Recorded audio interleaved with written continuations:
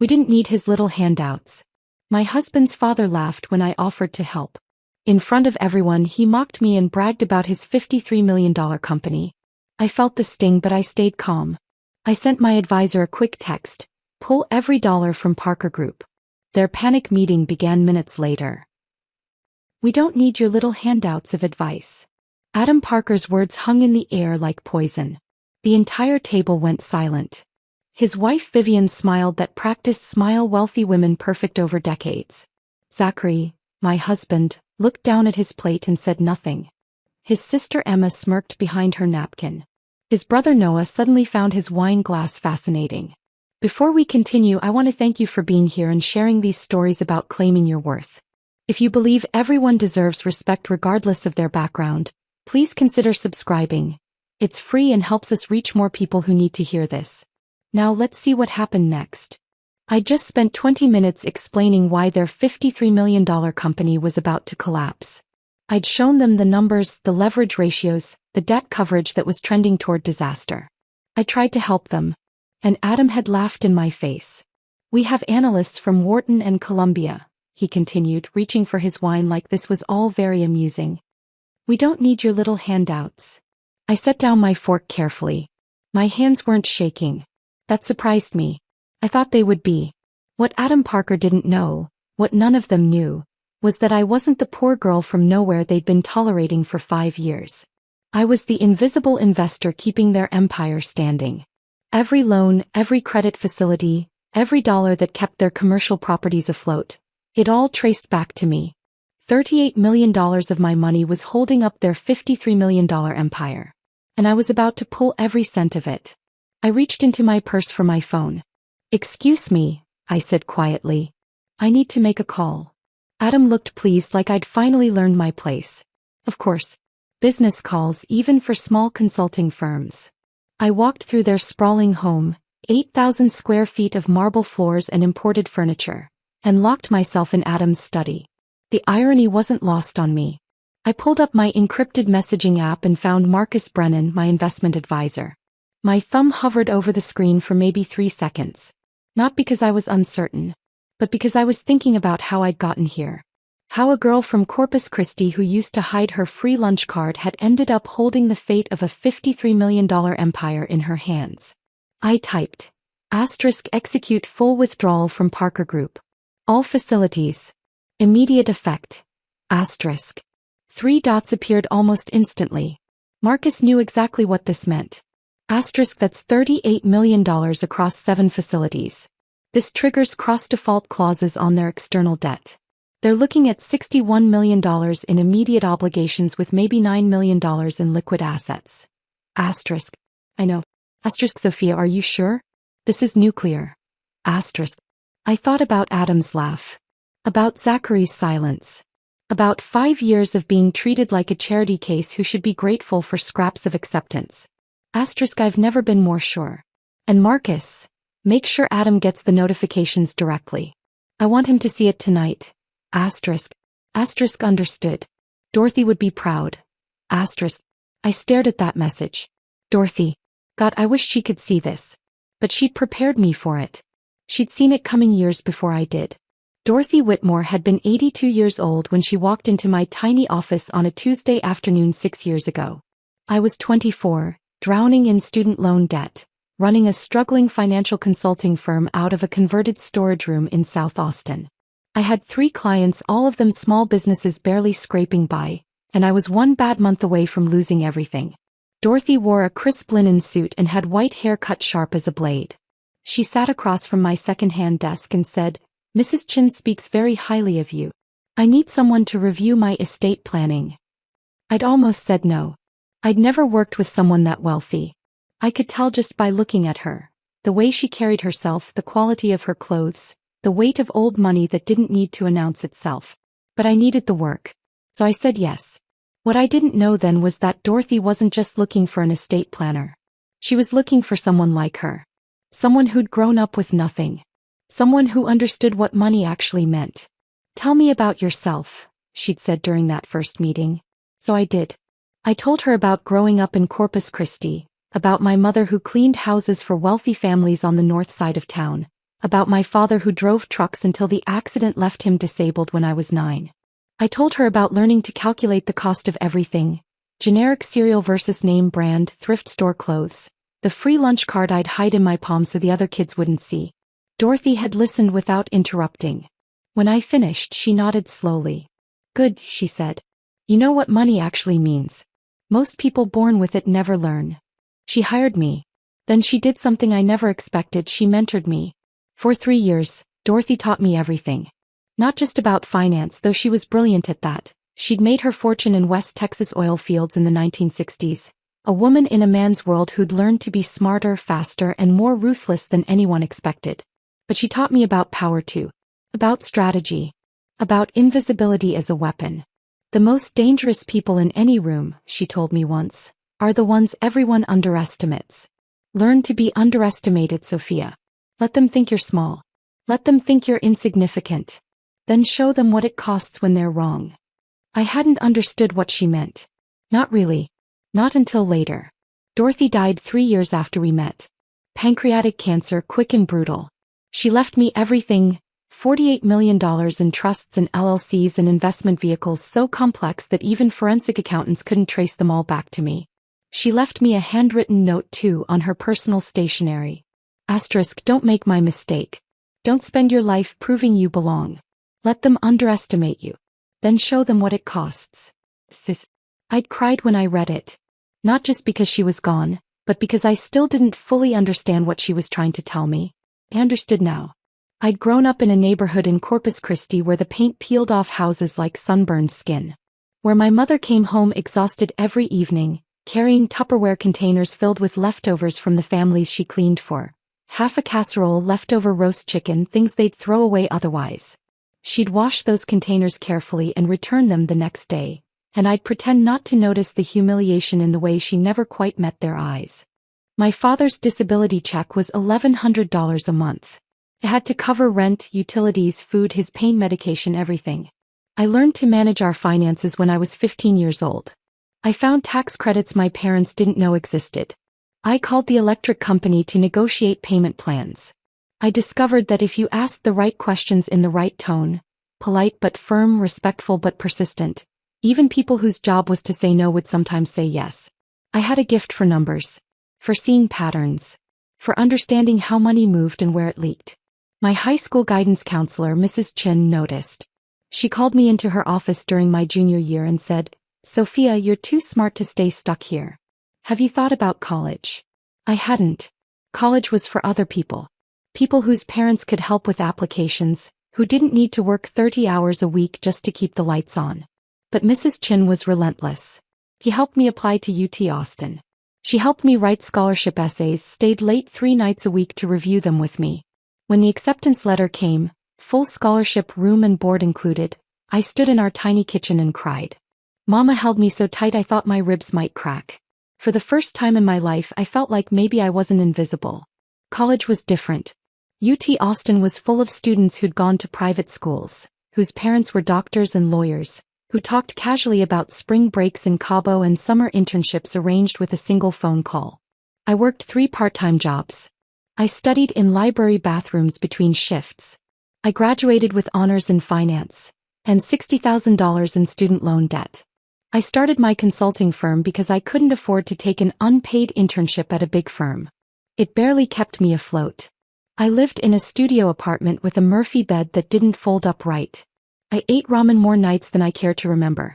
Then Dorothy walked into my life and changed everything. She'd been Mrs. Chen's college roommate decades ago. When Mrs. Chen told her about me, Dorothy came to see for herself. She mentored me. She invested in me. And when she died, she left me everything.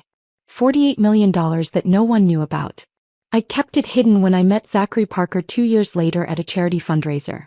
I wanted to know if he'd love me for who I was, not what I had. I thought if his family accepted me without knowing about the money, it would mean something real. I'd been so naive. My phone buzzed in my hand. Marcus, asterisk done. Notifications sent. Processing will complete in 12 minutes. Asterisk. 12 minutes until their world ended. I stood in Adam Parker's study, surrounded by photographs of his business triumphs, his framed deals, his monuments to himself. There wasn't a single photo of his children. Not one picture of Zachary or Emma or Noah. Just Adam's empire displayed like trophies. I thought about Dorothy's note. About invisibility as a weapon. About being underestimated. I thought about 5 years of Sunday dinners where I'd made myself small, where I'd stayed quiet, where I'd let them dismiss me and mock me and treat me like I should be grateful they'd let me into their world. They'd called my insights little handouts. They were about to learn what real handouts looked like. I checked my reflection in the window, smoothed my dress, steadied my breathing, and walked back to the dining table. 8 minutes left. I returned to the dining room and slid back into my chair. The salmon on my plate had gone cold, but I cut into it anyway, my movements deliberate and calm. Around me, conversation continued like nothing had changed. Emma was telling some story about a boutique opening in River Oaks. Noah was refilling his wine glass. Vivian was nodding along with that practiced interest wealthy women use when they're not really listening. Zachary glanced at me. "Everything okay?"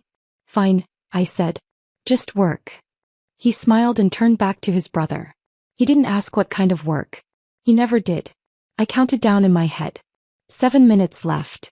It's strange how clearly you can see the truth when you finally stop looking away from it. Sitting there at that table watching Zachary laugh at his father's jokes, I could pinpoint the exact moment I should have known this would never work. It was our wedding day. We'd gotten married on a beach in Port Aransas. Small ceremony, just family, the way Zachary had wanted it. His mother Vivian had kissed my cheek and said, "Welcome to the family, dear," in a tone that sounded more like condolence than congratulation. His father Adam had shaken my hand with a grip that lasted half a second too short, like he was touching something unpleasant. His sister Emma had barely looked at me. His brother Noah had asked what I did for a living, and when I said financial consulting, he'd smiled like I'd told a joke. I told myself it didn't matter. I told myself they'd warm up eventually. I told myself Zachary loved me and that was enough. God, I'd been so naive. I met Zachary 2 years after Dorothy died at a charity fundraiser I almost didn't attend. It was one of those black tie events where tickets cost more than I used to make in a month. My consulting firm had been hired to advise the organization on financial planning, so I was invited. I'd stood in my closet for an hour trying to figure out what to wear. Everything I owned felt wrong. Too cheap, too plain, too obviously not from the right stores. I finally settled on a simple black dress from Marshall's that had cost $40 and made me feel like an imposter. The venue was the Four Seasons. Crystal chandeliers. String quartet. Women in gowns that cost more than my monthly rent. I'd gotten a glass of wine from the bar and was calculating how soon I could leave without being rude when Zachary approached me. "You look like you'd rather be anywhere else," he'd said, smiling. I'd almost lied. Almost given him the polite response. But something about his smile made me honest. Is it that obvious? Only to someone who feels the same way. He'd extended his hand. Zachary Parker. He was handsome, dark hair, easy smile, the kind of confidence that comes from never being told no. But he didn't seem to notice my cheap dress or my Target heels. He asked about my work. Actually listened when I talked about financial consulting, about helping small businesses manage cash flow and plan for growth. He laughed at my jokes. He told me his family owned a commercial real estate company, but he didn't brag about it. Kind. Genuine. Different from the men I usually met who wanted to know what I could do for them before they'd give me 5 minutes of their time. When he asked for my number, I gave it to him. When he called the next day, I said yes to dinner. I didn't know I was saying yes to 5 years of slow-motion heartbreak. The first year was perfect, or I thought it was. Zachary took me to nice restaurants but never made me feel like I didn't belong there. He asked about my childhood, my parents, seemed genuinely interested in where I came from. He didn't flinch when I told him about the thrift store clothes and the free lunch card. He said it made him respect me more, that I'd built something from nothing. I believed him. God, I believed him. I kept my wealth hidden. Dorothy's fortune stayed invisible, locked in trusts and investment vehicles so complex that even Zachary's family's accountants wouldn't spot them. I wanted him to love me for me, not for what I had. I wanted to know if this was real. Looking back, I can see all the signs I missed. The way he'd casually mention his family's wealth, not bragging exactly, but making sure I understood the world he came from. The way he'd pick up every check without asking if I wanted to split it, like the idea of me paying was absurd. The way he'd introduce me to his friends. "This is Sophia. She's a financial consultant." She's brilliant. Built her own business from scratch. Always emphasizing the from scratch part like it was the most interesting thing about me. But I told myself I was being paranoid. I told myself he was just proud of me. I told myself this was what love looked like. Someone who saw past my background and loved me anyway. The word, anyway, should have been my first clue. We got engaged after 8 months. Married 6 months after that. His family was polite at the wedding but distant, like they were attending out of obligation rather than joy. I'd invited my mother, who'd worn her nicest dress and cried through the entire ceremony. I'd invited Mrs. Chin, my high school guidance counselor, who'd hugged me so tight afterward and whispered, "Dorothy would be so proud." I'd invited the handful of friends I'd made in college and through my consulting work. People who knew me really knew me. Zachary's side of the aisle was 3 times the size of mine. Extended family, business associates, friends from prep school and college. They'd smiled politely when introduced to my guests. Made small talk that felt more like ethnographic research than genuine interest. After the wedding, things started changing. Slowly. Subtly. It wasn't dramatic. It was erosion. The way water wears down stones so gradually you don't notice until there's a canyon. Zachary started mentioning how his father had built Parker Group from the ground up, how brilliant Adam was, how I could learn a lot from him.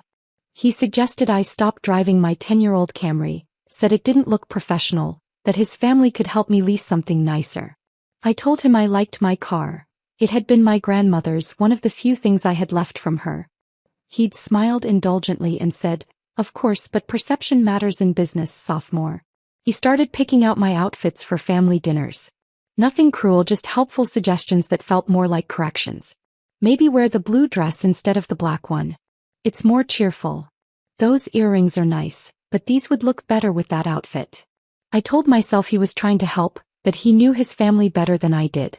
When I'd offer opinions about business or finance, my actual area of expertise, he'd smile and say, "You're smart, Soph, but this is a different level." Different level. Like I was playing junior varsity while his family was in the pros. He started repeating his father's phrases. Big picture thinking. Real money. Strategic vision. Words that meant nothing but sounded important. He told his parents everything, what I said, what I worried about, what I dreamed about. I'd hear it echo back at Sunday dinners in Adam's voice, twisted into punchlines that made everyone laugh except me. I felt myself shrinking. Becoming smaller. Quieter. The girl who'd managed her family's finances at 15, who'd graduated with honors from UT Austin, who'd built a consulting firm from nothing. She was disappearing and I didn't know how to stop it. The Sunday dinners were the worst. Every week we'd drive to the Parker estate in Zachary's BMW. He'd stopped letting me drive anywhere we went together, said it was easier if he drove. The house was 8,000 square feet of marble and crystal, the kind that appeared in architecture magazines. Vivian would serve elaborate meals prepared by a chef whose name she never mentioned, served by staff who were even more invisible than I was. Adam would hold court at the head of the table, telling stories about business victories, about competitors he'd crushed, about deals he'd won through what he called strategic maneuvering, and what I recognized as borderline predatory lending practices. Emma and Noah would laugh on cue, performing their roles as dutiful children. Zachary would nod along, seeking his father's approval in every gesture. And I would sit there, invisible, until someone remembered I existed. "Sophia, dear, do you understand how commercial real estate works?" Vivian had asked once, her tone dripping with gentle condescension. "Sophia, have you ever been to the Hamptons?" Emma had asked another time, knowing full well I hadn't. "Sophia, that's a lovely dress. Is it from Target?" Noah had asked, and everyone had laughed like it was the funniest thing they'd heard all week. Always with smiles. Always with kindness in their voices. But I felt every word like a paper cut, small and stinging, adding up to something that bled. I stopped offering opinions. I stopped talking unless directly asked. I became a ghost at their table. And no one noticed except me. 5 minutes left. Adam's phone started buzzing against the table. Once. Twice. Then it rang, a sharp, insistent sound that cut through Emma's story mid-sentence. He frowned at the screen. "Terrence," he said, identifying his CFO. "This better be important." He stood and walked toward the hallway, phone pressed to his ear. I watched him go. My hands were steady. My breathing was calm. Zachary was still laughing at something Noah had said, completely oblivious. In the hallway, I heard Adam's voice change. What? No, that can't be right. Check again. Vivian's hand froze halfway to her wine glass. What do you mean withdrawn? Adam's voice was louder now, strained. All of it. The table went silent. I cut another piece of salmon and took a bite. Tasted like absolutely nothing. Adam appeared in the doorway, his face drained of color. The phone was still pressed to his ear, but his hand had gone slack. For the first time in 5 years, I saw something in his eyes I'd never seen before. Genuine fear. Dad. Noah said, setting down his wine glass. What's wrong? Adam didn't answer immediately. He was staring at nothing, processing something his mind couldn't quite accept. Finally, he lowered the phone.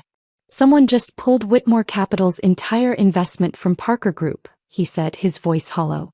$38 million. Effective immediately. The room exploded. Whitmore Capital? Emma's voice pitched higher. That's our primary credit facility.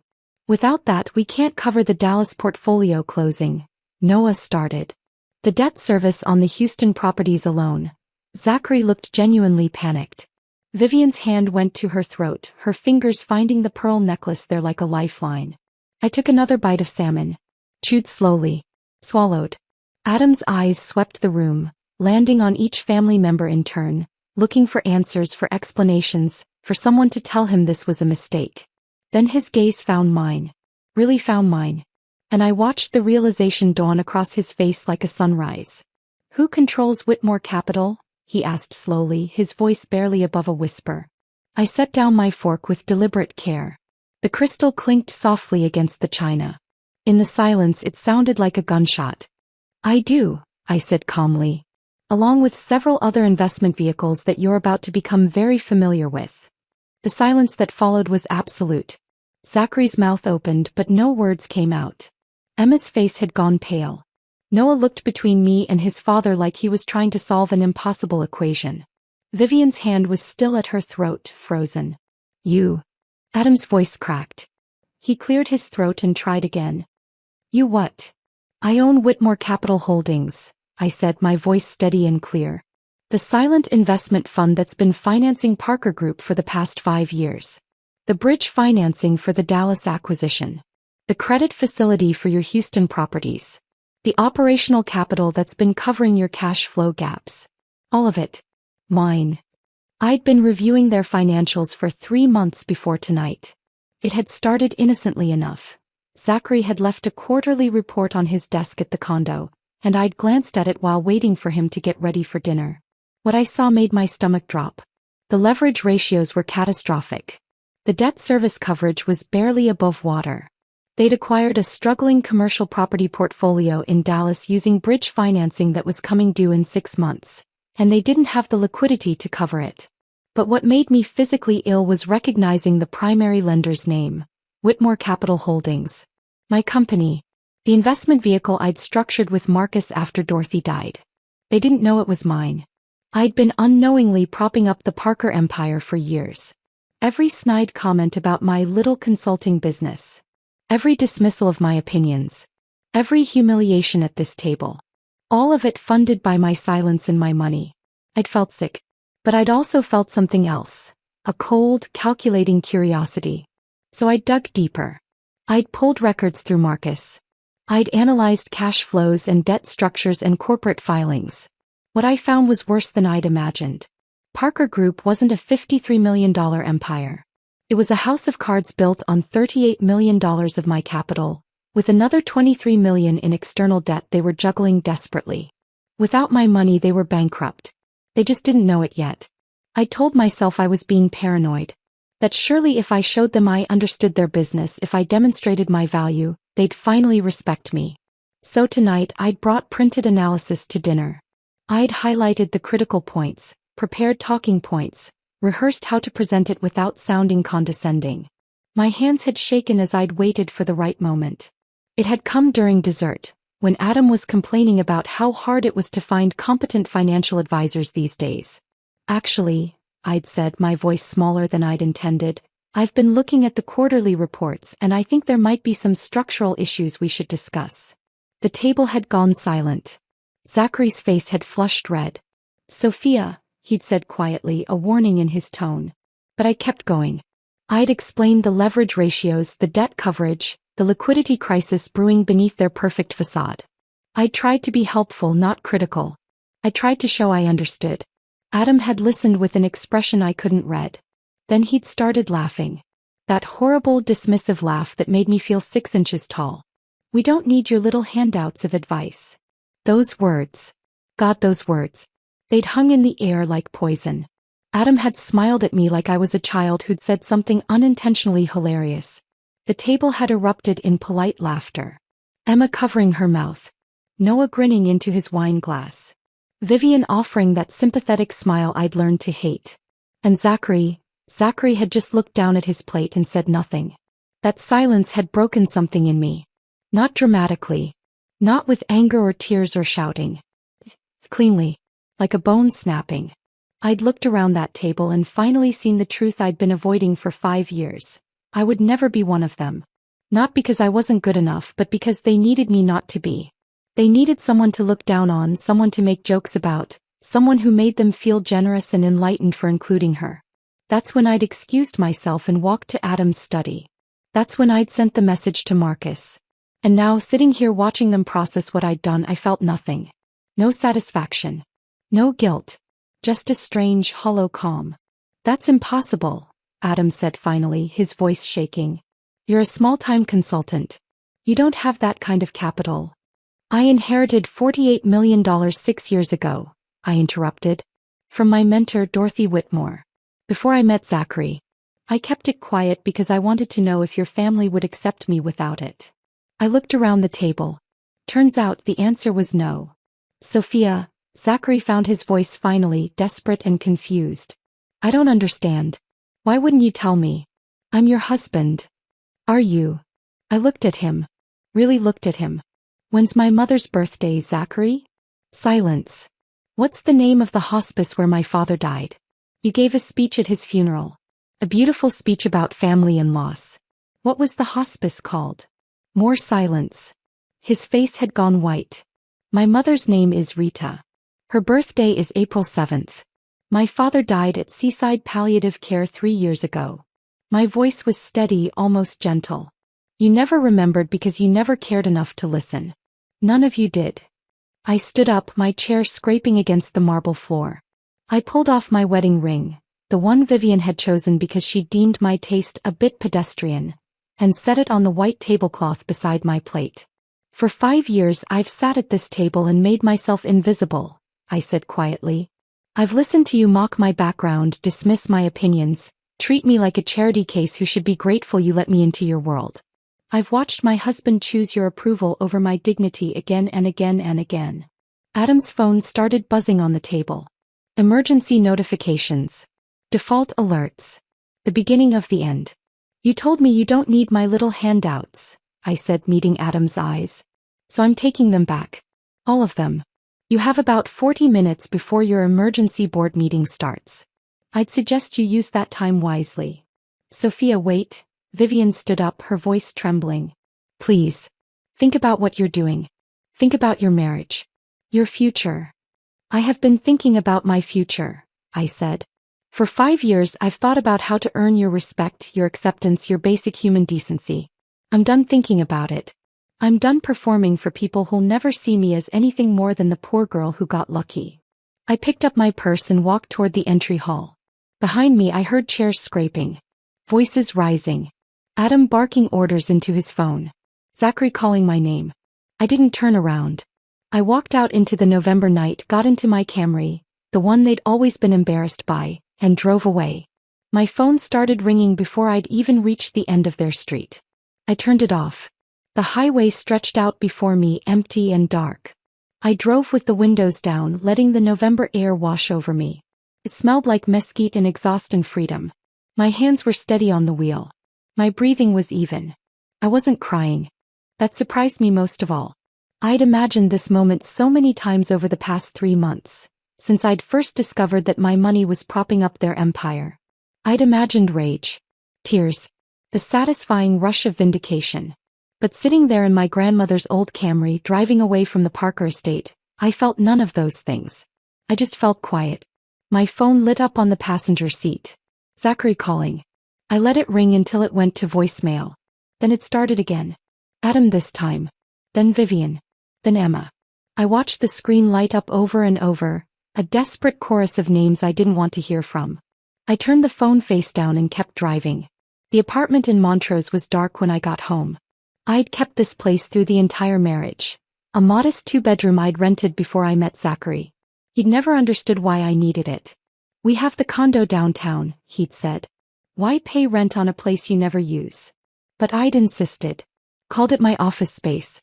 My place to work when I needed quiet. The truth was simpler. I'd needed somewhere that was mine. Somewhere that had nothing to do with the Parkers or their world or the person I was becoming in their orbit. I unlocked the door and stepped inside. The air smelled stale. I'd only been here twice in the past month. I dropped my purse on the small dining table and walked to the window. The city spread out below, not Houston's gleaming downtown towers, but the lived-in neighborhoods where real people made real lives. Bungalows with mismatched paint. Corner stores with flickering neon signs. The kind of place I'd grown up in. I made tea because I didn't know what else to do. Stood in my tiny kitchen waiting for the water to boil, staring at the chipped countertop I'd never bothered to replace. This apartment cost $800 a month. The Parker estate's property taxes were more than that per week. My phone buzzed with a text. I almost didn't look, but something made me check. Marcus, board meeting underway. It's bad. Do you want details? I stared at that message for a long moment. Did I want details? Did I want to know exactly how their world was ending? As I typed back, 3 dots appeared. Then a wall of text. Emergency board meeting started at 10:47 p.m. All directors present plus legal counsel. CFO Terrence Walsh presented the situation. $38 million withdrawn from Whitmore Capital effective immediately. This triggers cross-default clauses on $23 million in external debt from 3 separate lenders. Total immediate obligations, approximately $61 million. Current liquid assets, $9.2 million. They're exploring emergency financing options, but no bank will touch them with this debt-to-asset ratio. Unanimous vote to file Chapter 11 bankruptcy protection first thing Monday morning. Adam tried to block it. Was outvoted 6-1. I read it twice. Then a third time. Chapter 11. Bankruptcy. The word felt surreal. Another text from Marcus. Adam had personally guaranteed some of the corporate debt. If Parker Group goes down, he's personally liable for approximately $12 million. He could lose everything. The house, the cars, possibly even personal accounts depending on how creditors pursue collection. I set the phone down. Picked up my tea. Took a sip. It burned my tongue. Everything. Adam Parker could lose everything. I waited for the satisfaction to come. The sense of justice served. The feeling that Dorothy would call righteous vindication. It didn't come. I just felt tired. My phone rang. Zachary again. This time I answered. Sophia. His voice was wrecked. Raw. Sophia, please. We need to talk. There's nothing to talk about. You just destroyed my family. No, I interrupted. I withdrew my investment from a company I had every legal right to exit. Your family destroyed themselves by building an empire on capital they didn't control. That's semantics. That's reality, Zachary. Your father built a $53 million company on $38 million of my money and never bothered to diversify his funding sources. That's not my fault. That's his. Silence on the line. Then quieter. Why didn't you tell me? About the money. About Dorothy. About any of it. I walked to the window, pressed my forehead against the cool glass. Because I wanted to know if you'd love me without it. If your family would accept me without it. I wanted to know if any of this was real. It was real. God, Sophia, I love you. Do you? I felt something crack in my chest. What's my mother's favorite flower, Zachary? Silence. What's the scar on my shoulder from? What was my childhood dog's name? What's my favorite book? More silence. Longer this time. You don't know, I said softly. You never bothered to learn. For 5 years, you've been married to an idea of me, the grateful girl from nowhere who made you feel generous. But you never bothered to know the actual me. That's not fair. You looked down at your plate tonight while your father humiliated me. You've done it 100 times. 1,000 times. Every Sunday dinner, every family gathering, every moment that mattered, you chose their approval over my dignity. That's not love, Zachary. I don't know what it is, but it's not love. I heard him crying on the other end. Actual sobs. In 5 years of marriage, I'd never heard him cry. I'm sorry, he choked out. God, Sophia, I'm so sorry. I see it now. I see what we did. What I did. Please. Please give me a chance to fix it. There's nothing to fix, I said. This is just the truth finally being visible. Your family's business is failing because it was built on borrowed ground. Our marriage is ending because it was built on borrowed respect. Neither of those things is my responsibility to save. What about the employees?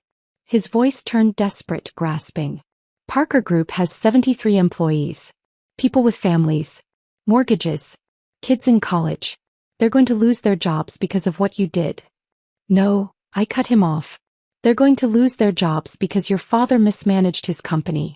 Because he over-leveraged his assets and undercapitalized his reserves.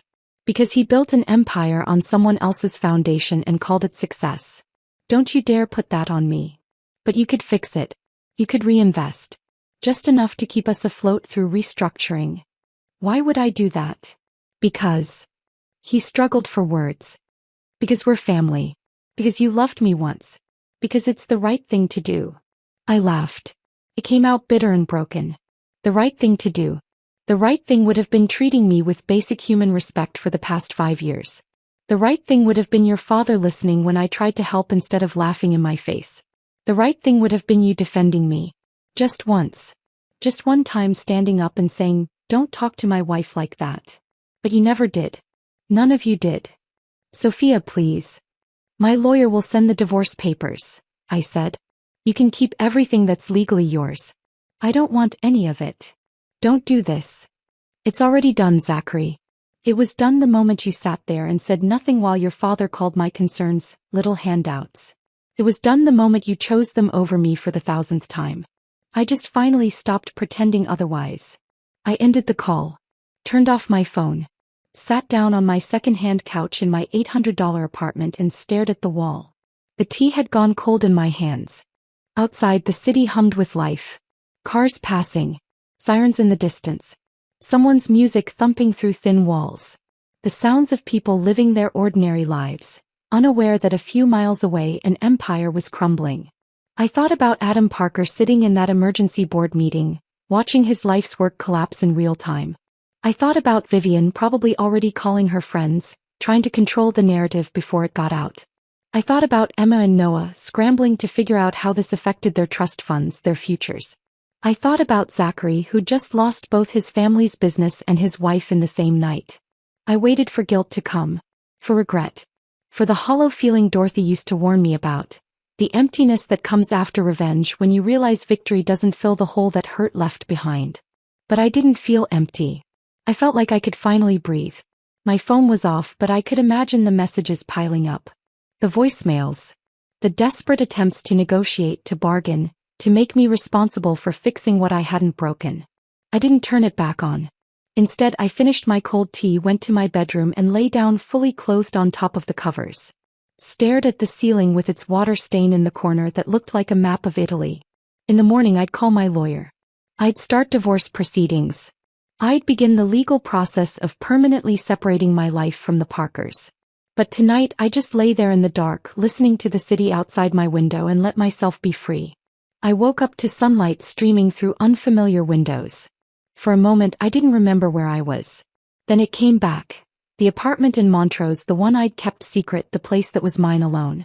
I'd slept in my clothes. My makeup was smeared across the pillow. My phone was still off, sitting on the nightstand like a dead thing. It was Monday morning. The Parker Group would be filing for bankruptcy protection today. I got up, showered, changed into jeans and a sweater. Clothes I never wore to family dinners, clothes that were comfortable instead of carefully chosen. I made coffee in my small kitchen and stood at the window watching the neighborhood wake up. A man walking his dog. A woman in scrubs heading to her car for an early shift. Normal people living normal lives. I turned on my phone. 43 missed calls. 27 voicemails. 61 text messages.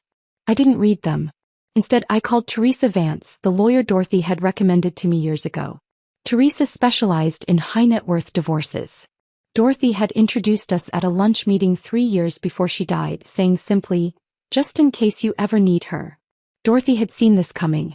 Somehow she'd known. Teresa answered on the second ring. "Sophia. I was wondering when you'd call." "You heard." "Honey, half of Houston has heard by now. Parker Group filing for bankruptcy makes the business section. The daughter-in-law who pulled the funding makes the gossip columns." She paused. "Are you okay?" "I'm fine. I need to file for divorce. Come to my office. 2 o'clock. Bring any financial documents you have, though from what I understand, you won't be asking for much. I don't want anything from him. We'll discuss it. 2 o'clock. She hung up before I could argue. My phone buzzed with a new call. My mother. I'd been avoiding her since last night, knowing she'd see it on the news, knowing she'd worry. I answered. "Sophia Maria Reeves." Her voice was tight with concern. "Are you going to tell me what's happening, or am I supposed to learn about my daughter's life from Channel 11 News?" "Mama. They're saying you destroyed the Parker Company. They're saying you've been secretly wealthy this whole time. They're saying," her voice caught. "Baby, are you safe? Are you okay?" Something in my chest loosened. After everything, the Parkers, the lies, the performance of being someone I wasn't, my mother's first question wasn't about the money or the scandal. It was whether I was safe. "I'm okay, Mama. I promise. Can I come over? I need to explain." "You better. I'll make coffee." My mother's apartment was in the same complex where I'd grown up. Different unit, but the same peeling paint and chain-link fences and smell of someone's laundry detergent mixing with exhaust from the freeway. She opened the door before I could knock, pulled me inside, wrapped her arms around me so tight I could barely breathe. "Tell me," she said. So I did. I told her everything. About Dorothy, about the inheritance, about keeping it secret, about 5 years of Sunday dinners where I'd made myself smaller and smaller. About last night. About walking away. She listened without interrupting, the way she always had. When I finished, there was a long silence. Then she reached over and took my hand. "Baby, why didn't you tell me? About the money? I was afraid you'd see me differently. That you'd think I'd changed. That I wasn't your daughter anymore." "Sophia." Her voice was firm. "Money doesn't change who you are. It just shows people what they already were. You're still the girl who used to help me count change for groceries. You're still the daughter who called me every Sunday even after you married into that fancy family. Nothing changes that. I destroyed their business, Mama." "Good." She said it without hesitation. "They had 5 years to treat you right. They chose not to. That's not your fault, baby. That's theirs." I felt tears coming and didn't stop them. My mother pulled me close again, and I cried into her shoulder the way I hadn't since I was a child. "What now?" she asked finally. "Divorce. Starting over. Building something that matters instead of propping up something that never valued me." She nodded. "Your grandmother would be proud. My mama didn't take nothing from nobody neither." I laughed through the tears. Dorothy said the same thing. Smart woman, that Dorothy. Mama stood up, pulled me toward the kitchen. "Come on. You need to eat. You're too skinny. That family never fed you right." At Teresa's office that afternoon, I signed papers. Petition for divorce. Asset disclosure forms. A statement of separation. "Zachary's going to fight this," Teresa said, tapping her pen against the desk. "Not because he loves you, though he'll claim that. Because he's terrified that if you divorce him, there's zero chance of you reinvesting in Parker Group. Let him fight. I'm not changing my mind." "Good." Teresa smiled. "Now about the settlement. Texas is a community property state. Technically, you're entitled to half of everything acquired during the marriage. I don't want any of it. Sophia. I don't want his condo or his car or his investment accounts. I don't want anything that ties me to him or his family. I just want out." Teresa studied me for a long moment. "All right. But we're putting protections in place. He doesn't get to claim any of your premarital assets. No claim on your consulting business or any of your investment vehicles. And no future earnings. Whatever you build after this, he has zero stake in it." "Fine. And one more thing." Teresa leaned forward. They're going to come after you. Not just legally, though Adam will probably try. But socially. They'll leak stories. They'll paint you as the villain. The manipulative gold digger who conned their way into the family and destroyed them. Are you prepared for that? I thought about it. About the country club crowd, about the charity circuit, about all the people who'd smiled at me at events while wondering how someone like me had ended up with someone like Zachary. Let them talk, I said. I'm done performing for people who were never going to accept me anyway. My phone rang as I was leaving Teresa's office. A number I didn't recognize. I almost didn't answer, but something made me pick up. Sophia Reeves? Yes. This is Jennifer Walsh with the Houston Chronicle. I'm writing a story about Parker Group's bankruptcy filing. I was hoping to get a comment from you about your decision to withdraw your investment. I stopped walking. How did you get this number? Public records.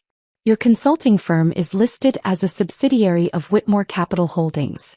I'm just doing my job, Ms. Reeves. Do you have any comment on the bankruptcy? I should have hung up. Teresa would have told me to hang up. But something in me, the girl from Corpus Christi who'd learned to be invisible, who'd spent 5 years being dismissed, wanted to be heard. Parker Group's financial difficulties stem from over-leveraging their assets and poor capital management, I said. As an investor, I exercised my legal right to withdraw my capital when I determined the company was no longer a sound investment. That's standard business practice. If you want to know why they're filing for bankruptcy, you should ask their CEO why he built a $53 million company on someone else's foundation and never bothered to diversify his funding sources. Silence on the other end. Then, can I quote you on that? Every word. I hung up. Teresa was going to kill me. But I didn't care. I'd been silent for 5 years. I'd made myself small and quiet and invisible. I was done being invisible. I drove back to my apartment as the sun set, painting the Houston sky in oranges and purples. My phone kept ringing. More journalists probably, or maybe the Parkers trying different numbers. I turned it off again. Inside my apartment I made dinner. Real dinner, not the elaborate meals Vivian's chef prepared. Just pasta with olive oil and garlic, the kind of thing my mother used to make when money was tight. I ate alone at my small table looking out at the city lights. And for the first time in 5 years I felt like myself. The pasta tasted like nothing, but I finished it anyway. Washed the dish. Dried it. Put it back in the cabinet. Small, deliberate actions that felt like reclaiming normalcy. My phone buzzed on the counter. I turned it back on after talking to my mother, and now it wouldn't stop. Another voicemail. Another text. The world demanding explanations, reactions, statements. I ignored all of it except one name. Marcus. His text was brief. Asterisk, call me when you can. Not urgent but important. Asterisk. I called. Sophia. His voice was different than it had been this morning. Heavier. I need to tell you something and you're not going to like it. I sat down at my small kitchen table. What happened? Zachary showed up at my office 2 hours ago. My stomach dropped. How did he even know where? He hired a private investigator. Found out I manage your portfolio. He wanted to meet face to face. Marcus paused. He offered me $2 million to convince you to reinvest in Parker Group.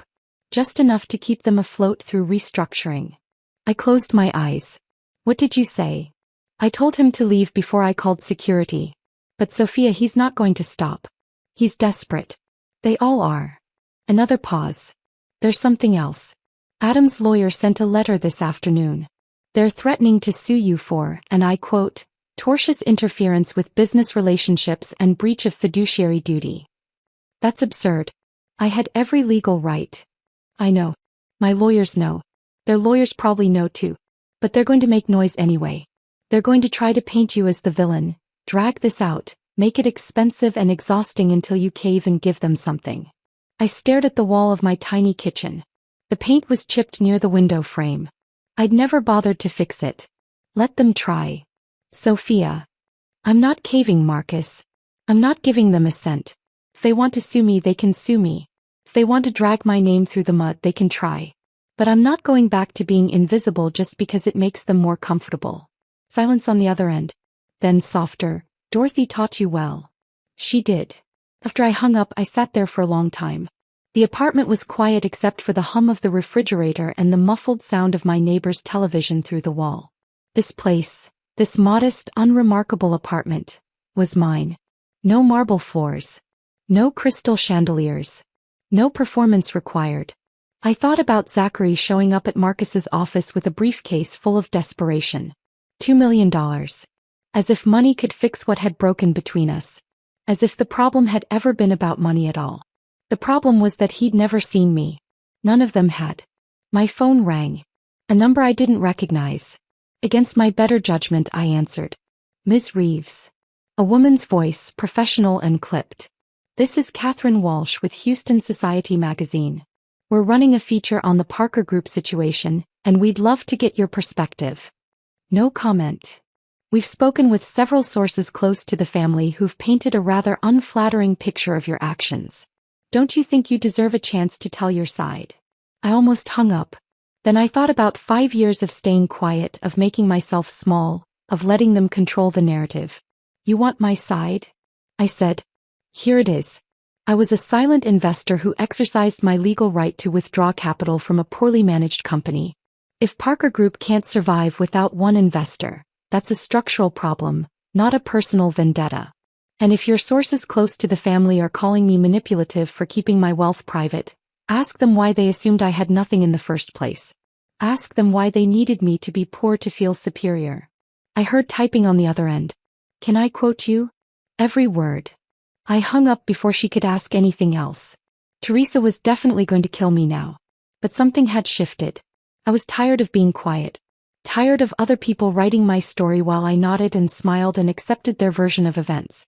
The next morning, I woke to find my quote had made it into the online edition of Houston Society. The article was surprisingly fair. They'd included statements from sources close to the Parker family calling me a gold digger and social climber. But they'd also included financial analysis showing that Parker Group had been overleveraged for years. The comments section was brutal. Half the people called me a heartless monster for destroying a family business. The other half called me a genius for exposing entitled rich people who'd built their empire on borrowed money. I read 3 comments and then closed the browser. Other people's opinions of me had controlled too much of my life already. My phone rang. Zachary. This time I answered. Sophia, please. Just 5 minutes. Face to face. That's all I'm asking. I should have said no. But something in his voice, not the desperation but something underneath it, made me hesitate. 1 coffee, I said. Public place. 30 minutes. Thank you. God, thank you. This doesn't change anything, Zachary. I'm still filing for divorce. I'm still not reinvesting. But if you want to talk, we can talk. Once. We met at a coffee shop in Montrose, the kind of place the Parkers would never set foot in. Mismatched furniture, local art on the walls, a menu board with prices in chalk. Zachary looked terrible when he walked in. Unshaven, his expensive shirt wrinkled, dark circles under his eyes. He sat across from me and for a long moment neither of us spoke. I'm not here to ask you to save the company, he said finally. I know that's done. The bankruptcy is going through. Dad's losing the house. We're all starting over. He looked up at me. I'm here because I owe you an apology. A real one. I waited. I didn't see you, he said, his voice cracking. For 5 years I didn't see you. I saw the version I wanted. The woman from humble beginnings who'd be grateful for my family's world, who'd make me feel like a good person for loving you. But I never saw who you actually were. I never asked the right questions. I never defended you when it mattered. He wiped his eyes. You asked me what your mother's favorite flower was. I still don't know. I should know. I should know everything about you. But I was too busy trying to turn you into who I wanted you to be. I felt something crack in my chest. Not forgiveness, not yet, maybe never, but recognition. This was real. This was the man I'd thought I was marrying before his family got to him, before he chose them over me again and again. Thank you for saying that, I said quietly. I think it's the most honest you've ever been with me. Does it change anything? I shook my head. I can't unlive 5 years of being invisible. I can't unfeel what it was like to sit at that table and have your father mock me while you said nothing. The damage is done, Zachary. He nodded slowly. I know. I wanted you to know that I see it now. I see what I did. What we all did. We sat there for a while longer, 2 people who'd been married for 5 years and had somehow never really known each other at all. For what it's worth, he said as he stood to leave, I think Dorothy would be proud of you. Not for destroying us, though we probably deserved it, but for refusing to disappear. For claiming your worth even when it cost you everything. After he left, I sat alone with my coffee going cold, watching people come and go. A young couple laughing over shared pastries. An older woman reading a paperback novel. A man working on a laptop, headphones blocking out the world. Normal people. Living normal lives. Not performing for anyone. I pulled out my phone and opened my notes app. Started typing. The Whitmore Initiative. A foundation providing capital and mentorship to women entrepreneurs from working-class backgrounds. No charity. No condescension. Just investment in people who've been invisible too long. I stared at those words for a long time.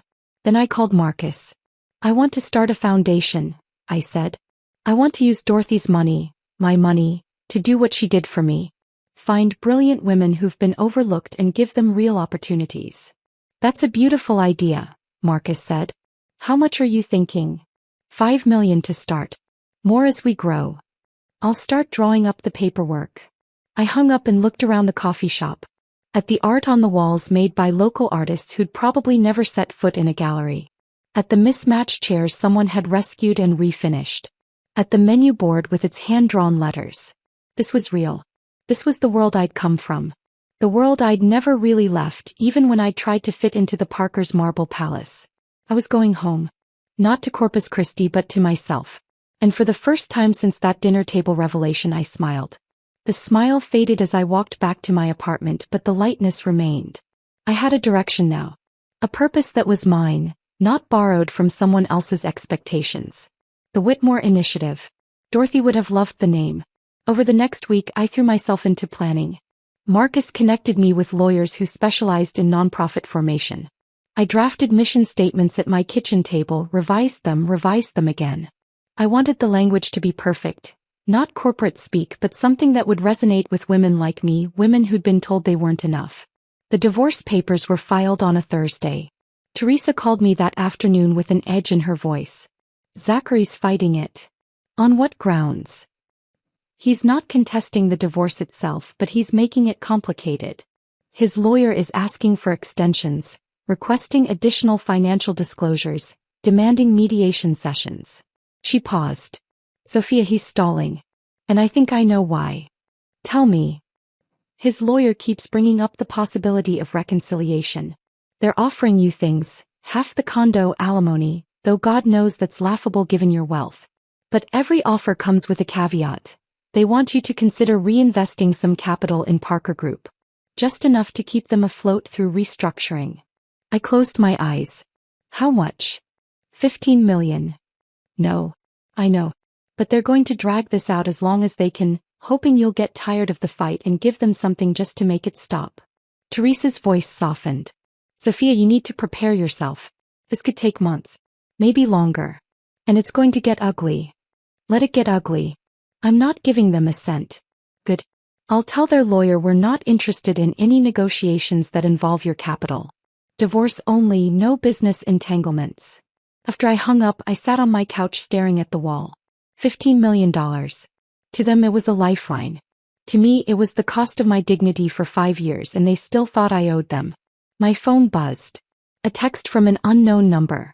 Asterisk, this is Emma. We need to talk. Asterisk. I should have deleted it. Should have blocked the number. Instead I typed, no we don't. 3 dots appeared. Then, asterisk, you're destroying my family. My parents might lose their home. My father worked his entire life to build that company. You're throwing it away out of spite. Asterisk. I stared at those words. The entitlement. The complete inability to see that they'd done this to themselves. I typed back. Asterisk, your father built his company on my capital and never bothered to tell me. He dismissed my warnings about the structural problems. He mocked me at his dinner table while you all laughed. I don't owe your family anything. If you're looking for someone to blame, look at your father, not at me. Asterisk. I blocked the number before she could respond. 2 days later, Zachary showed up at my apartment. It was late, past 11. I looked through the peephole and almost didn't open the door. He looked terrible. Unshaven, his expensive suit wrinkled like he'd slept in it, dark circles under his eyes that spoke of sleepless nights and desperation. But something in his posture stopped me from walking away. The Parker confidence was gone. He looked broken in a way I'd never seen before. I opened the door but left the chain on. "Zachary, it's late." "Please," he said. "5 minutes. That's all I'm asking. Then I'll leave and never bother you again." Against every instinct I let him in. He stood in my living room looking around like he'd never really seen it before. And he hadn't, I realized. In 5 years of marriage, he'd been here maybe 3 times, always briefly, always acting like he was visiting some quaint curiosity rather than a place that mattered to me. "This is nice," he said quietly. "Cozy. It's very you." I didn't respond. Didn't offer him a seat. Just waited. He sat anyway on the edge of my second-hand couch, his hands clasped between his knees like a penitent in church. "I'm not here to ask you to save Parker Group," he said. "I know that's done. The bankruptcy is going through. Dad's losing the house. The lawyers are already negotiating with creditors. We're all starting over from nothing. Then why are you here?" He looked up at me and his eyes were red-rimmed and wet. "Because I need to say I'm sorry. Really sorry. Not the kind where I'm trying to manipulate you into changing your mind. The kind where I finally understand what I did and I need you to know that I see it." I sat down in the chair across from him. Waited. "I didn't see you," he said, his voice cracking. "For 5 years I didn't see you. I saw this version I'd created. The woman from humble beginnings who'd be grateful for my family's world, who'd make me feel generous and enlightened for loving her. But that wasn't you. That was never you." He wiped his eyes with the back of his hand. "You asked me what your mother's favorite flower was and I didn't know. I still don't know. You asked about your father's hospice and I couldn't remember, even though I stood at his funeral and gave a speech about family and love and all this stuff I didn't actually understand. Zachary. Let me finish. Please." He took a shaky breath. "I never defended you because defending you would have meant challenging my father. And I've spent my entire life terrified of challenging him. Terrified of disappointing him. Terrified of losing his approval." He laughed, bitter and broken. "And now I've lost everything anyway. The company, the respect, probably my relationship with my family once they realize I'm not going to keep begging you to save them." "You're not." He shook his head. "I told Dad yesterday that I was done. That if he wanted to blame someone for Parker Group failing he should look in the mirror, not at you. He hasn't spoken to me since." He looked at me directly. "I should have said that 5 years ago. I should have defended you every single time. I should have told them that mocking you was unacceptable, that dismissing you was cruel, that you deserved better than the way they treated you." I felt something crack in my chest. Not forgiveness, not yet, maybe never. But recognition. This was real. This was the man I'd thought I was marrying before his family had shaped him into someone else. "Why now?" I asked. "Why are you finally seeing this now?" "Because losing everything made me realize what actually mattered. And what mattered, what should have always mattered, was you. Actually, not the version I wanted you to be." He stood up slowly. "I know it's too late. I know I destroyed what we had by choosing them over you again and again. But I wanted you to know that I see it now. I see what I did. What we all did. And I'm sorry." We stood there in my small living room, 2 people who'd been married for 5 years and had somehow never really known each other. "Thank you for saying that," I said finally. "I think it's the most honest you've ever been with me. Does it change anything?" I shook my head. "I can't unlive 5 years of being invisible. I can't unfeel what it was like to have your father mock me while you sat there and said nothing. The damage is done, Zachary. We can't go back." He nodded. "I know." He walked toward the door then turned back. "For what it's worth, I think Dorothy would be proud of you. Not for destroying us, though we probably deserved it, but for refusing to disappear. For refusing to let us make you small." After he left, I sat in the dark for a long time processing. Maybe that was the closure I needed. Not forgiveness, not reconciliation, but acknowledgement. He'd finally seen me. 5 years too late, but he'd seen me. My phone buzzed with an email from Marcus. The Whitmore Initiative paperwork was ready for my signature. $5 million in initial funding. A board of directors that included Teresa, Marcus, and 3 other people who understood what it meant to build something from nothing. I opened my laptop and signed the digital documents. Every signature felt like a choice. Not to dwell on what had been broken but to build something new from the pieces. The next morning I woke up to a voicemail from a number I didn't recognize. A woman's voice, young and uncertain. Ms. Reeves? My name is Maya Cortez. I saw an article about the Whitmore Initiative and I have a business plan. For a financial literacy program for low-income communities. I've been turned down by 17 investors but I thought maybe you'd be willing to look at it. I saved the voicemail. Called her back within an hour. Maya, I said when she answered, breathless and hopeful. Tell me about your program. And just like that, the foundation I'd imagined started becoming real. Maya talked for 45 minutes straight, barely pausing for breath. Her business plan was meticulous. Financial projections, market analysis, implementation timelines. But what struck me wasn't the spreadsheets. It was the passion in her voice when she talked about the families she wanted to help. My mom still keeps her cash in a coffee can in the freezer, she said. She doesn't trust banks. Doesn't understand how credit works. When my abuela got sick and the hospital bills came, my mom tried to negotiate with a check cashing place that charged 30% interest because she didn't know there were other options. I knew that story. I'd lived that story. How much do you need? I asked. I was hoping for $50,000 to start. Enough to hire 2 teachers, rent space in community centers, develop curriculum. I'll give you $200,000. Silence on the other end. Then, I'm sorry, did you say? $200,000. Plus 6 months of mentorship. I want weekly meetings. I want to see your books, your metrics, your growth strategy. And I want you to think bigger than 5 cities. Think 15. Think 50. Ms. Reeves, I don't know what to say. Say yes. And call me Sophia. 6 months later, I stood in a renovated warehouse on Austin's east side, watching Maya present to a room full of women I'd never met but already understood. The space had been a textile factory in the 1950s, then sat abandoned for 30 years before I bought it. Marcus had questioned the purchase. It's going to cost $500,000 to renovate. But the moment I'd walked through those huge industrial doors, I'd known it was perfect. Exposed brick walls. High ceilings with original wooden beams. Floor-to-ceiling windows that let in Texas sunlight. We'd kept the character but added modern touches. Sleek desks, fast internet, a kitchen that actually worked. But the most important part wasn't the building. It was the women filling it. 23 of them on opening day. All from backgrounds like mine. Women who'd grown up counting pennies, who'd fought for every scholarship and every opportunity, who'd been told they weren't enough because they didn't have the right last name or the right connections. Women who were brilliant and driven and tired of being invisible. The Whitmore Initiative. Dorothy would have loved the name. Would have loved this. Women helping women, capital flowing to people who actually understood struggle, mentorship without condescension. Maya finished her presentation to enthusiastic applause. Her program was now operating in 8 cities, teaching financial literacy to 12,000 families. Traditional investors who'd initially passed were calling her now, trying to get in on the second funding round. You made them see me, she told me last week over coffee. You didn't just give me money. You made me visible. I'd cried when she said that. Real, messy tears in a Starbucks on Congress Avenue. Because that was the point. That had always been the point.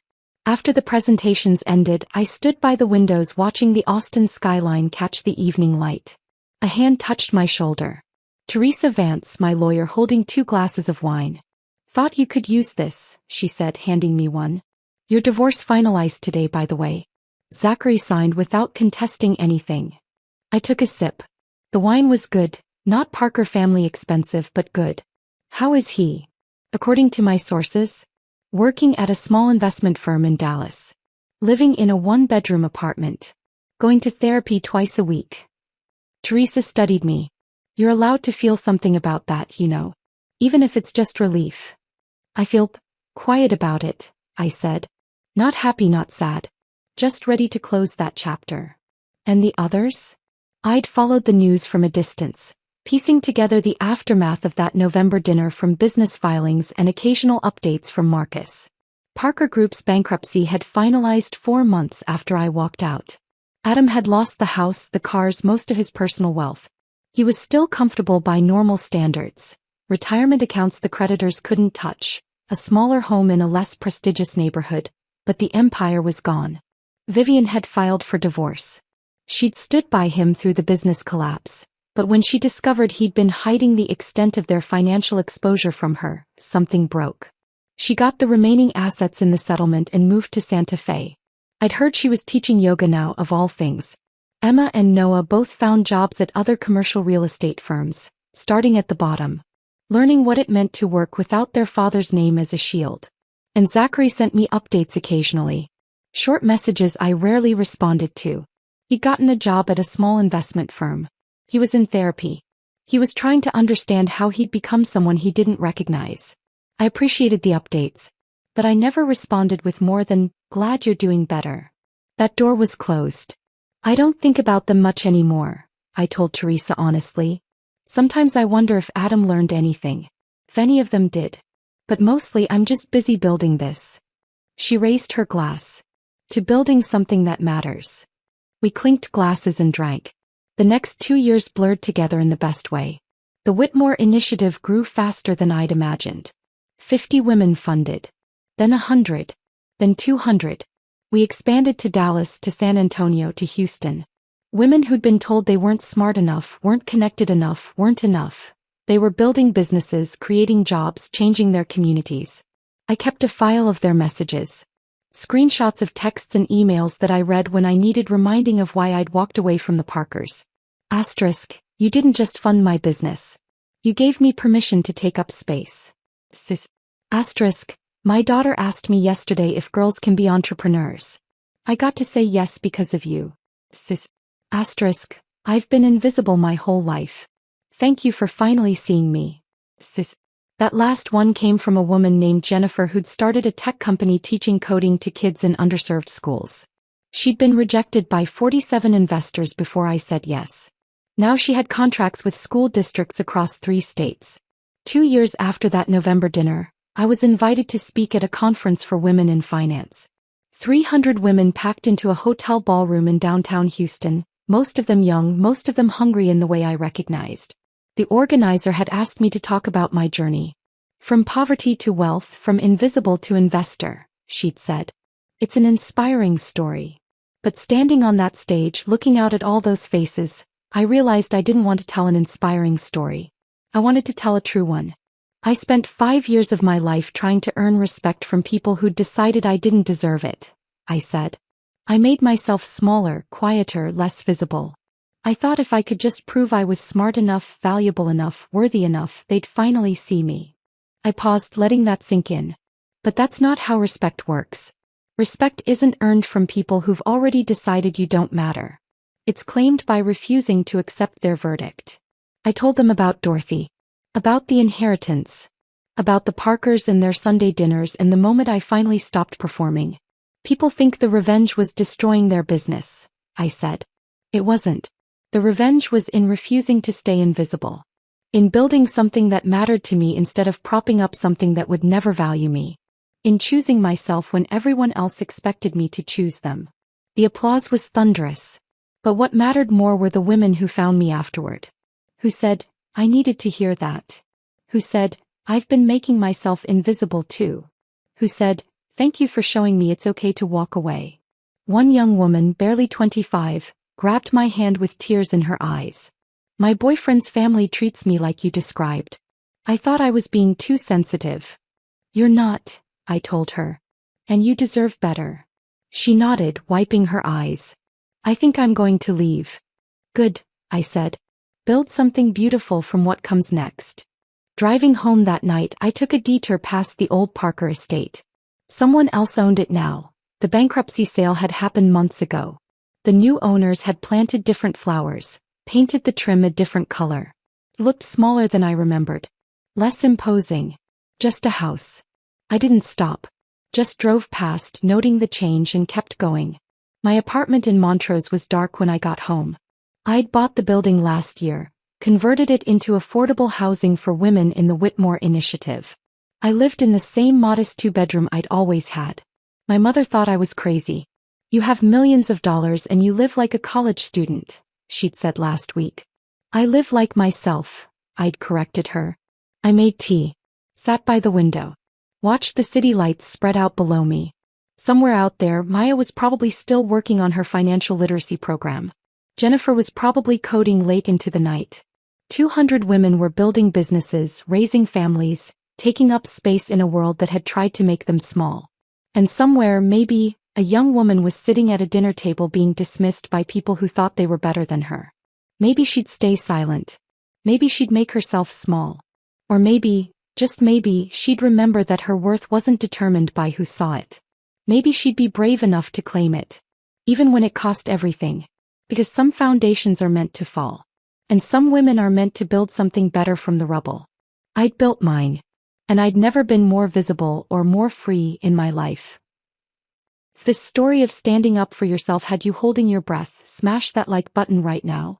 My favorite part was when Sophia calmly sent that text message knowing their entire empire would crumble in 12 minutes. What was your favorite moment? Drop it in the comments below. Don't miss more powerful stories like this. Subscribe and hit that notification bell so you never miss an upload.